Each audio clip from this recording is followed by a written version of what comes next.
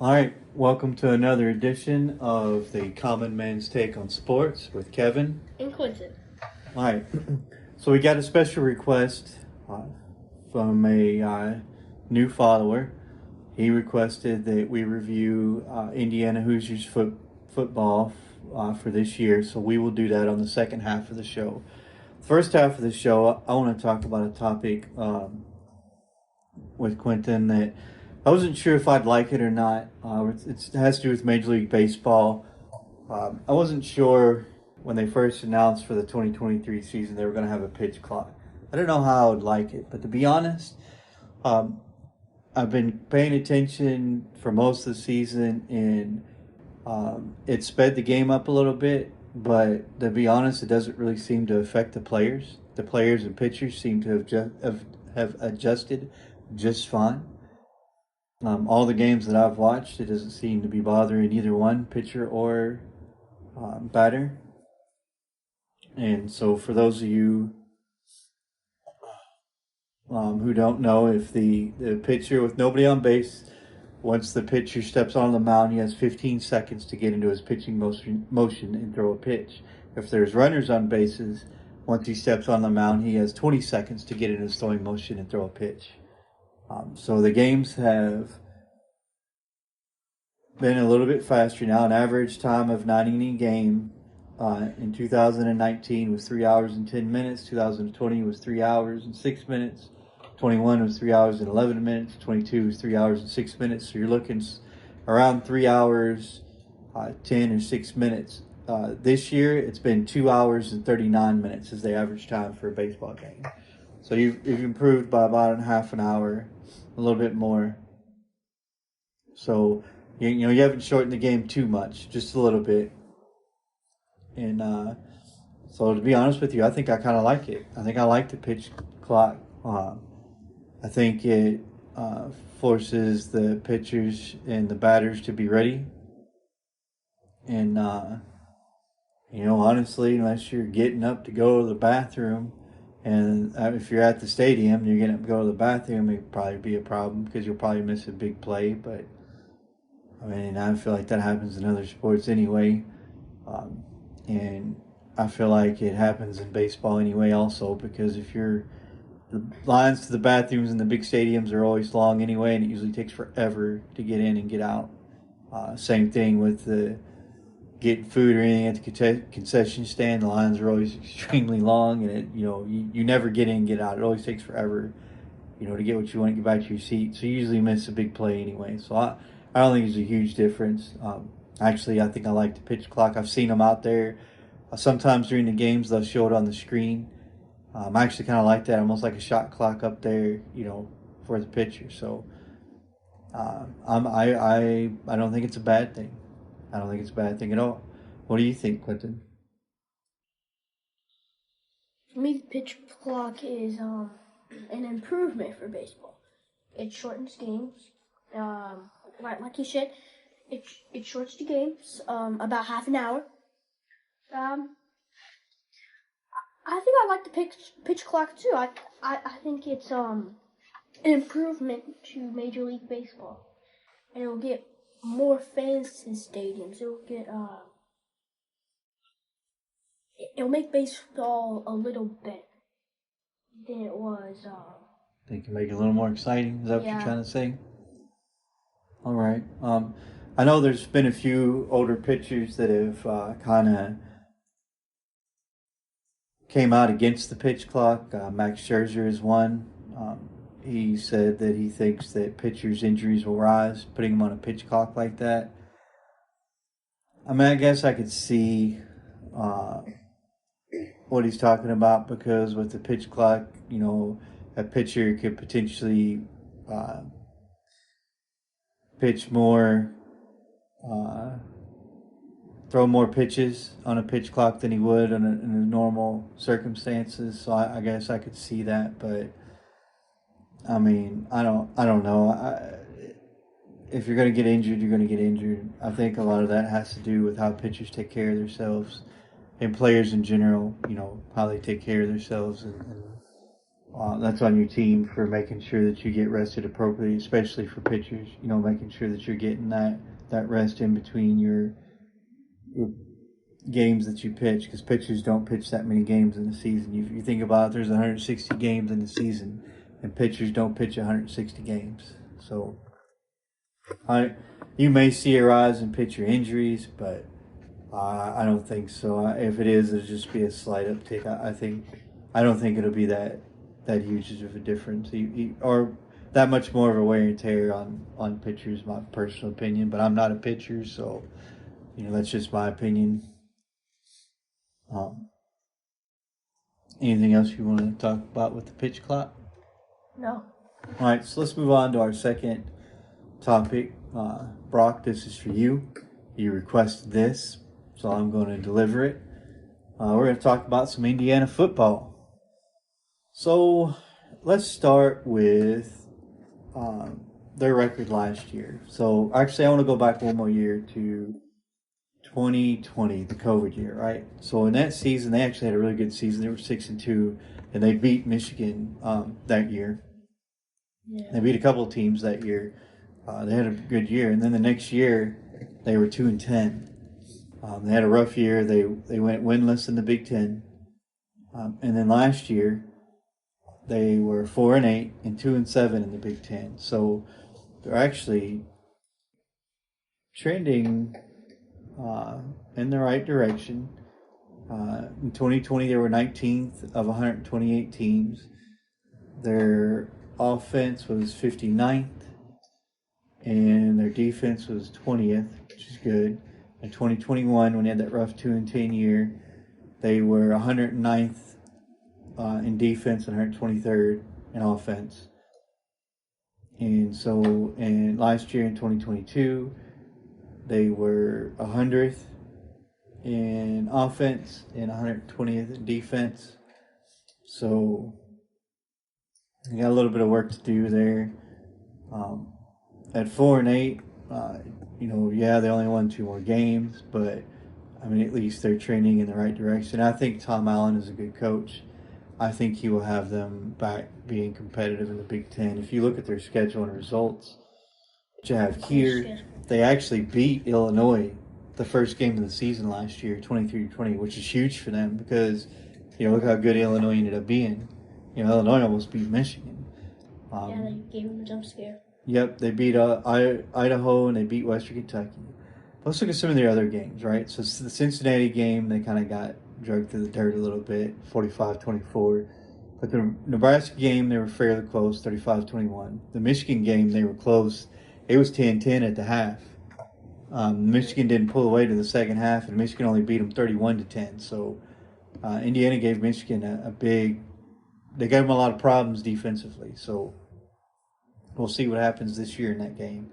But, I mean, that's a plus. The fact that they held the Michigan offense, something that Penn State couldn't do or Ohio State couldn't do. So the fact that Indiana did it means at least they're learning and they're getting a little bit better, right? So let's look at the Maryland game. They were right in that Maryland game. And if I'm not mistaken, they almost won the Maryland game.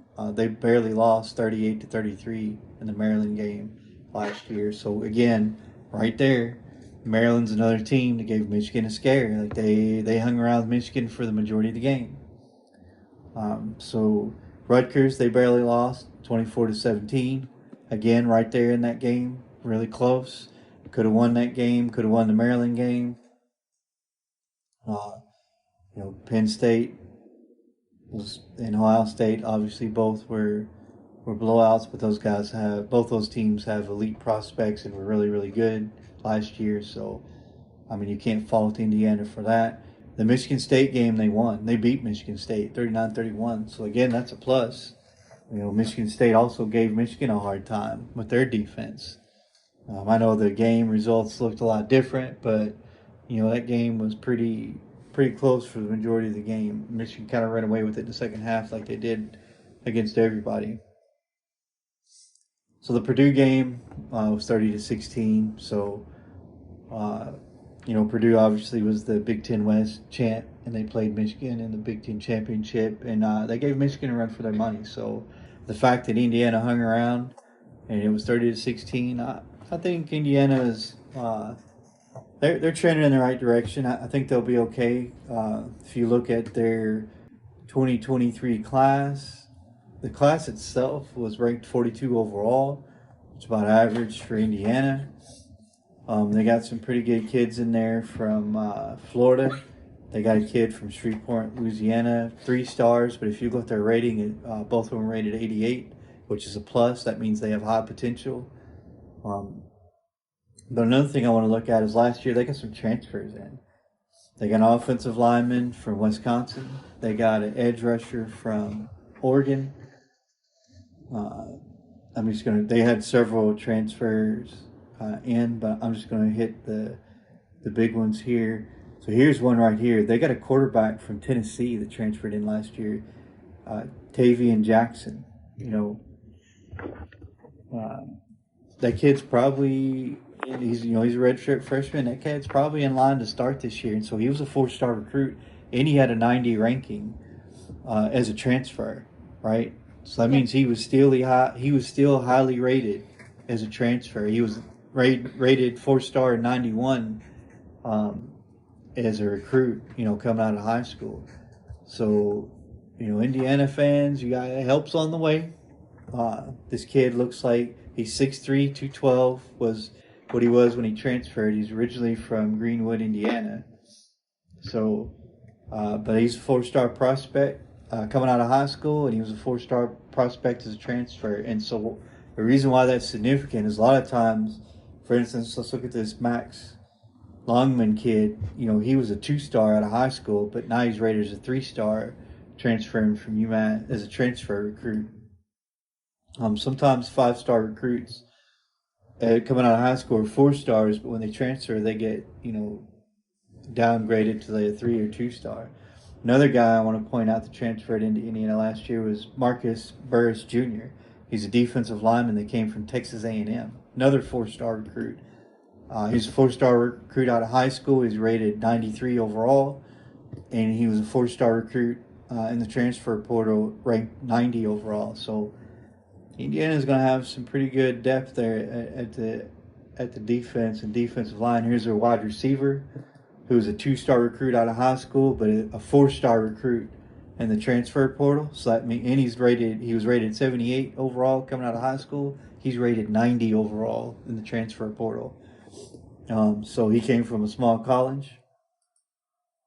That's a plus for them. And Indiana also got E.J. Williams out of Clemson, who transferred in last year to Indiana, who was a 4-star recruit, 96 overall coming out of high school. He's knocked down to a 3-star and 87 rating in the transfer portal. But, that could always change. They got another defensive lineman, Andre Carter. Looks like he came out of Western Kentucky and Western Michigan and transferred to IU. He is a dense defensive lineman, edge rusher. He was a 3-star out of high school, rated 83 overall. He was rated a 4-star and 93 overall in the transfer portal. He transferred into IU last year, so all these guys are probably going to be in line to get a start. And the last guy I want to look at is Jameer Johnson. He's a DB. He transferred from Texas over to IU. He was a 4-star coming out of high school, rated 90 overall. And he got knocked down to a 3-star, but he's still rated 87 overall, and he's 6 foot and 175. So even though their recruiting class overall was only a 42, they got some pretty good players coming in that transfer portal. Tom Allen and the Hoosiers hit that transfer portal pretty hard. So all these kids should get an opportunity, at some playing time this year, I would think. So everything's not all bad in Bloomington. They got some players who could really show out this year and make some noise. Help IU get back to maybe 8-5 or somewhere of that nature. It's always going to be tough for IU in the Big Ten East because the Big Ten East is stacked. The Big Ten East reminds me of the SEC West. It's stacked, right? You have in Big Ten East, you have Michigan, Ohio State, Penn State, Michigan State is good occasionally here and there. So, Maryland is always a decent team. So, it's a stacked division. So, it's always tough sledding for a team like IU. But there have been years where they've given Michigan and Ohio State scares in the same year. So, especially in Bloomington. Michigan always struggles playing IU in Bloomington. I don't know why, but that's just the way it is. There's something about Bloomington that IU really gets up to play those games. Um, the 22 recruiting class, which some of these kids should be coming back. Carter Smith, an offensive tackle here. He was a 4-star coming out of high school. He's out of the state of Ohio. He was a 4-star, 93 overall ranking. So they got a tight end over here out of Cincinnati, Ohio, who's probably in line to get a start since A.J. Barner transferred to Michigan. That kid was a 4-star out of high school, 90 overall. They got a safety here, Philip Dunham. He was a 4-star recruit out of high school, 90 overall. So IU's got some people to work with. I think they'll be all right. I think they're going to surprise some teams. I think they're going to get some wins. Some of those close games that they lost last year, I think that they'll probably win this year. I don't know if they'll beat Michigan and Ohio State and Penn State, but unless something drastically changes in East Lansing, I think they could beat Michigan State again. I think they could beat Maryland this year. They have an opportunity to pull up their schedule this year. Let's see who all they play this year. Okay. Let's take a look at that schedule. See if we can make some predictions here.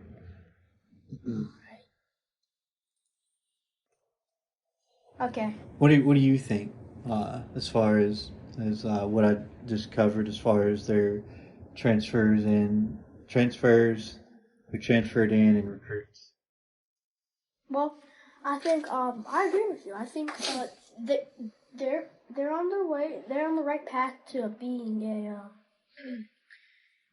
kind of being a jump scare. Like a competitive team. Yeah. They're on their way, but they're not there yet. But the transfers, they got a lot of transfers from this year and last. They did lose Jack Tuttle and A.J. Barner. That was a bit of a loss for them, but I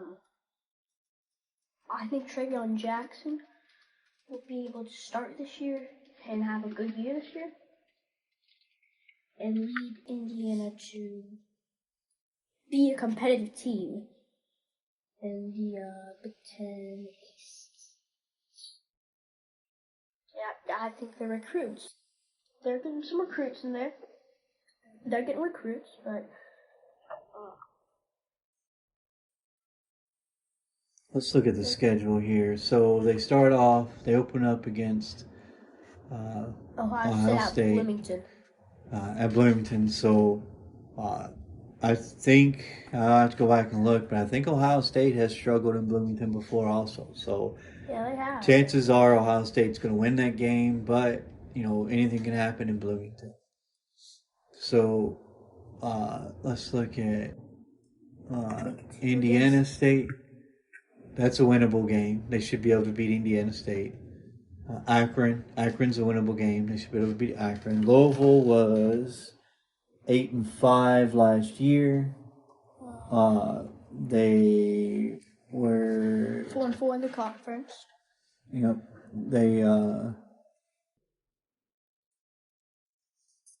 They played a close game against Florida State. They lost to Boston College. Obviously Clemson. Yes. They lost to Kentucky. So IU definitely has a chance to beat Louisville. That would be an interesting game to watch.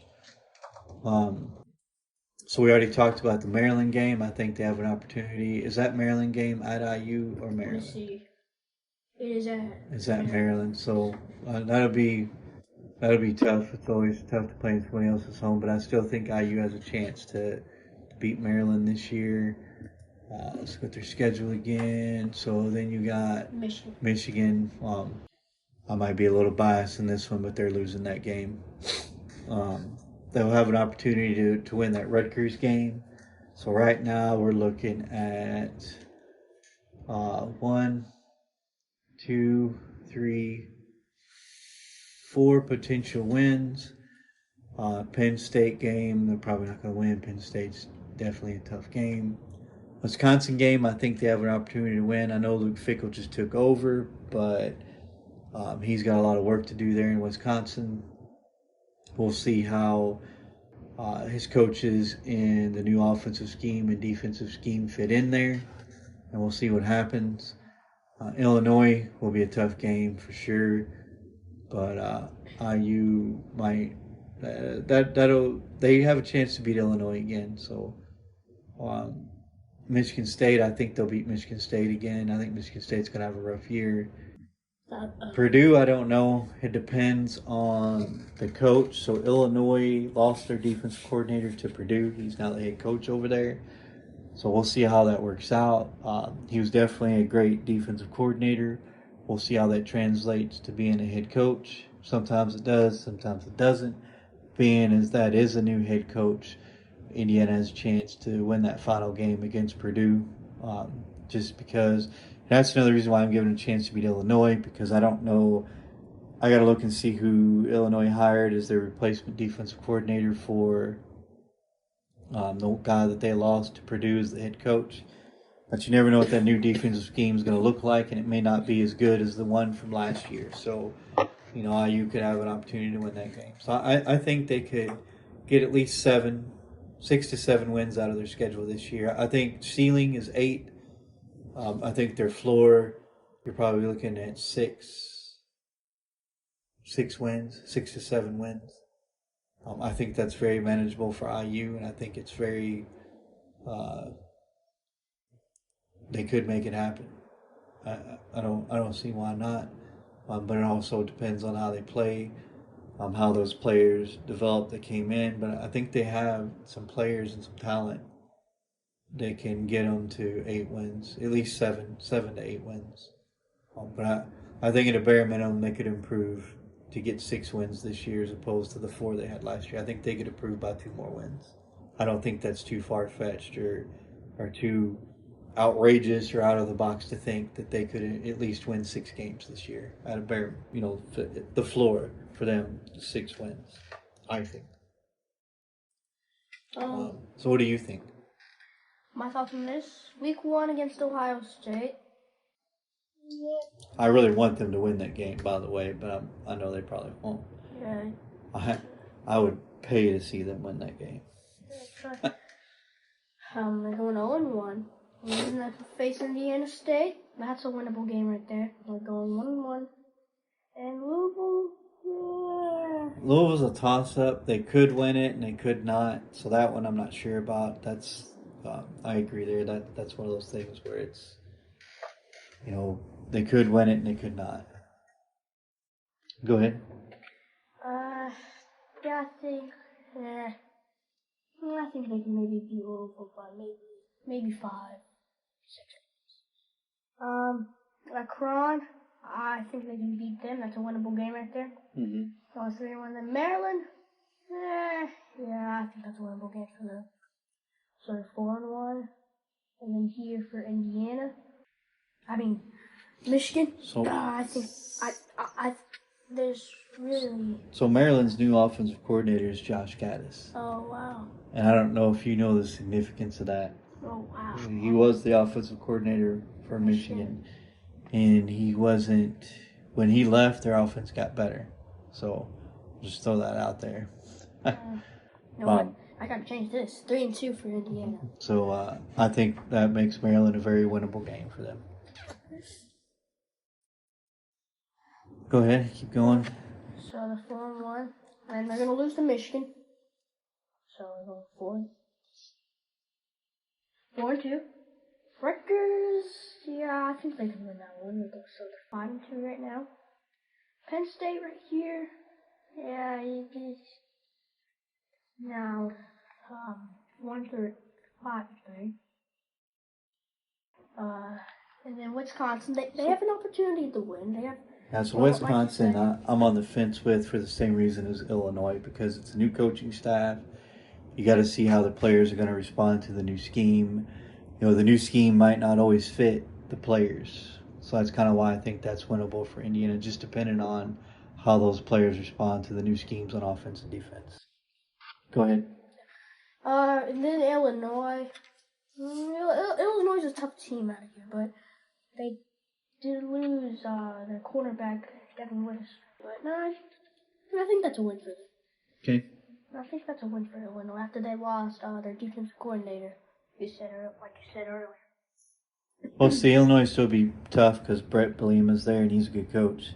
Yeah, he is. We'll see. We'll see how that falls for them. It might be a down year for Illinois because I know they lost several players to the draft. So we'll see what happens. Michigan State, that's winnable because Michigan State's quarterback transferred to Auburn. I saw that. So. Peyton Thorne. Yeah, Peyton Thorne. They also lost their wide receiver, didn't they? Didn't he transfer out too, Jalen Naylor? Or I know one got drafted. And I thought another one transferred, but I'm not sure. I'd have to look that up. I don't pay attention to that Michigan State team much. And then Purdue.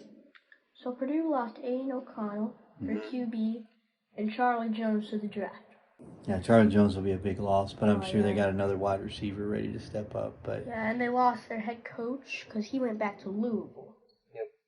So I think that's a winnable game for them because Purdue has lost a lot. They've lost their coach, their QB, and their wide receiver. So I think that's winnable for them. Okay. All right. Well,